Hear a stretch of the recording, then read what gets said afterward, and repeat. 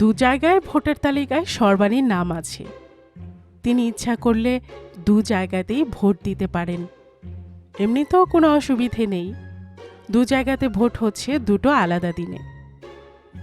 বিয়ের আগে বাপের বাড়িতে সর্বাণীর ভোটার লিস্টে নাম ছিল। সে নাম নাকি এখনো কাটা যায়নি।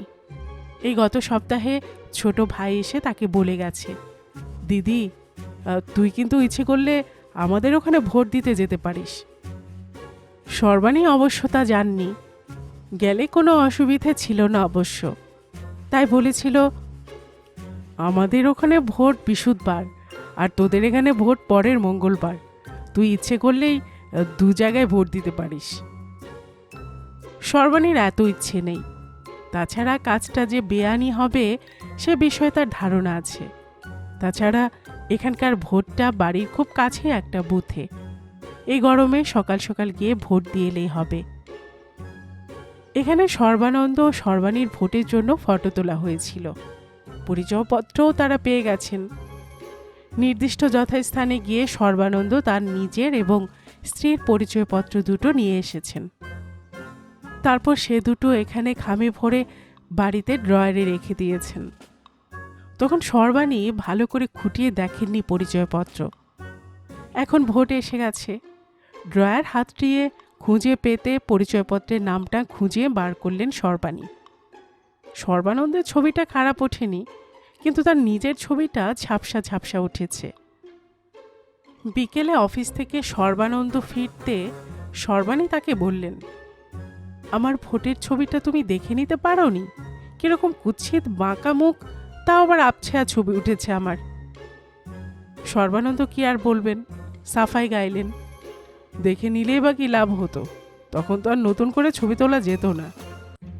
ওই ছবি পাল্টিয়ে অন্য কারো কিংবা অন্য কোনো নতুন ভালো ছবি লাগানো সম্ভব নয়। এই বলে নিজের আর সর্বাণীর পরিচয়পত্র দুটো দেখতে দেখতে সর্বানন্দ বললেন, ছবি চুলো যাক, এখানে কি হয়েছে দেখেছ? পরিচয়পত্রের একটা জায়গায় সর্বানন্দ আঙুল দিয়ে দেখালেন। সর্বাণী প্রথমে কিছু ধরতে পারলেন না। তারপর একটু লক্ষ্য করে দেখে বুঝতে পারলেন গোলমালটা কোথায়।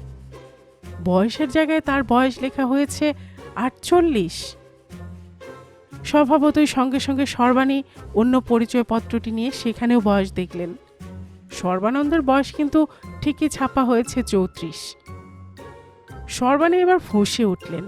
ক্রুদ্ধভাবে জিজ্ঞাসা করলেন, এরকম কি করে হলো? সর্বানন্দ বললেন, আমি আর কি বলবো, বোধহয় 28 লিখতে ভুল করে 48 লিখেছে। সর্বাণী বললেন, তুমি তাই মেনে নিলে?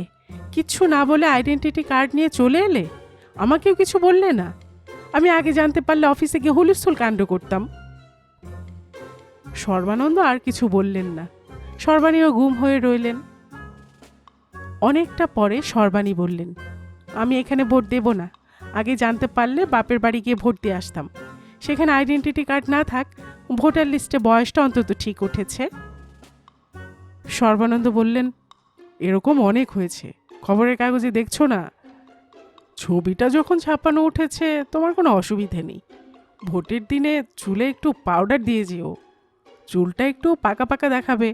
বয়স নিয়ে কেউ সন্দেহ করবে না। স্টোরি গল্প চ্যানেলে এতক্ষণ আপনারা শুনছিলেন তারাপদ রায়ের লেখে একটি মুচকি হাসির গল্প, ভোট। আর এতক্ষণ গল্প পড়ে শোনাচ্ছিলাম আমি রোমানা নূপুর।